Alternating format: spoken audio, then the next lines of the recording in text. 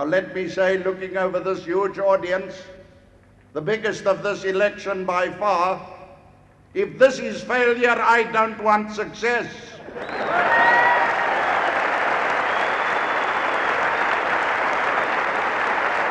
If I can have that failure on Wednesday, with all my candidates, I will be more than satisfied. I wish to thank you, Mr. Chairman, for the kind, perhaps if you listened in at the time, you would have heard me on the 14th of September 1966 saying that I dedicate myself to three things. I said then that I will dedicate myself to work for better relations between Afrikaans and English speakers in South Africa, to bring the people of South Africa together as far as it is possible. Secondly, I said that I would go out of my way to create better relations between whites and non-whites in this country. Thirdly, I said I would dedicate myself to create understanding as between South Africa and the rest of the world, including Africa. I make bold to say that they can say about me what they like, but there is no man in this audience or outside of this audience who can say that by word or deed I did not do my level best to create better relations between Afrikaans and English speakers.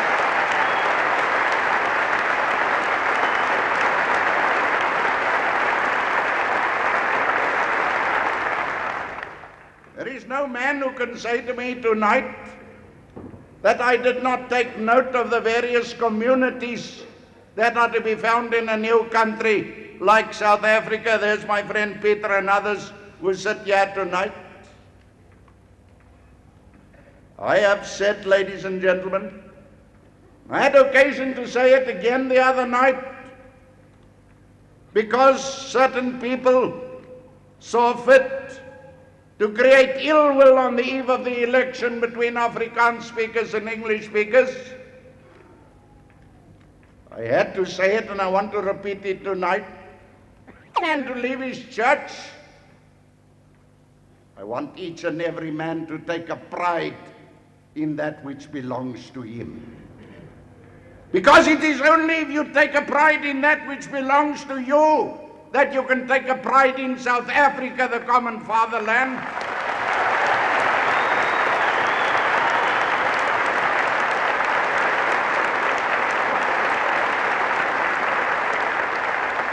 And it is because they know. It is precisely because they know that we have succeeded in doing that in the National Party.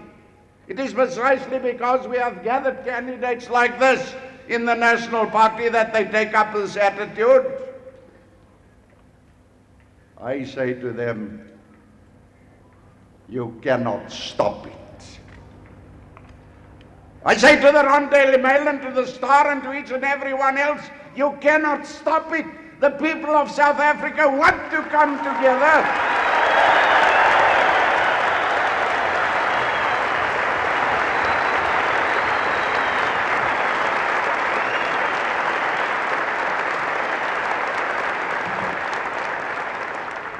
But I say, intelligence of our people.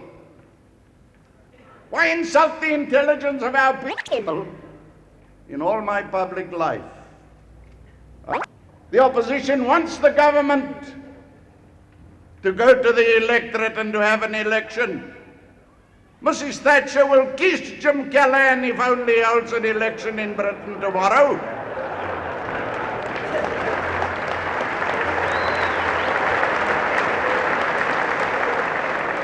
And if Jim Callaghan doesn't want to do it, I'll do it myself.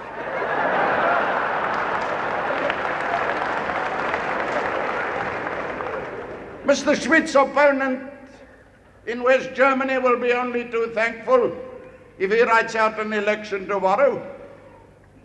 And what won't the Americans give for an election just at the moment?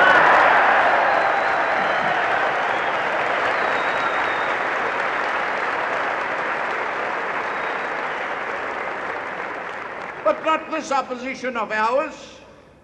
Not this opposition of ours. They are angry with me. They say I'm not playing fair.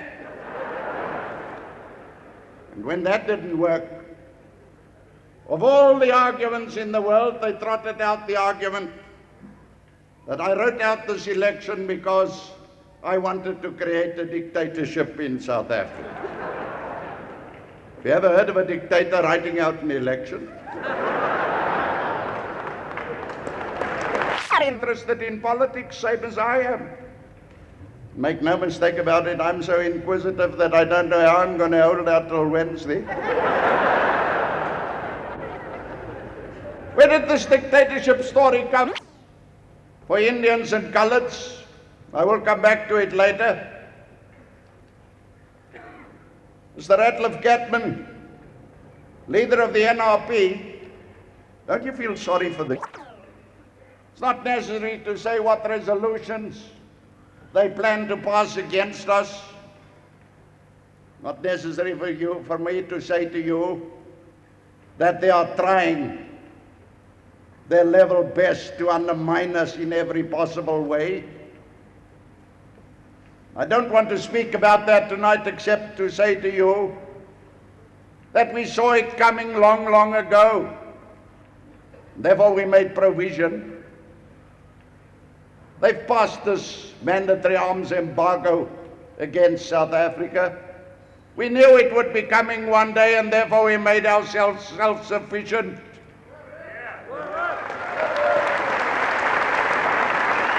We knew it would be coming. But what is more, ladies and gentlemen, we don't need arms from anybody to fight anything that comes out of Africa. We make out everything ourselves, and we can deal with what is coming out of Africa before breakfast.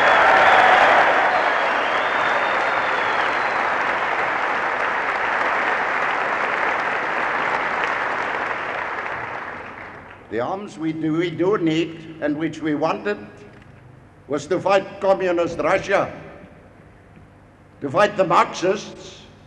They've deprived us of that. But, ladies and gentlemen, let the world know. Let the world know tonight, let it know tomorrow, let it know for all future time to come. Small as we are, situated as we are, we will fight to the end with what we've got.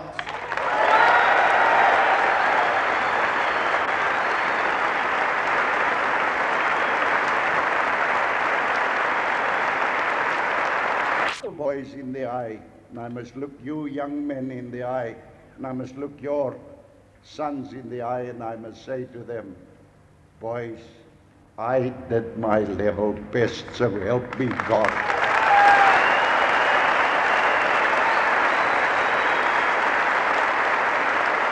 I traveled to America to seek peace for South Africa and to put South Africa's case.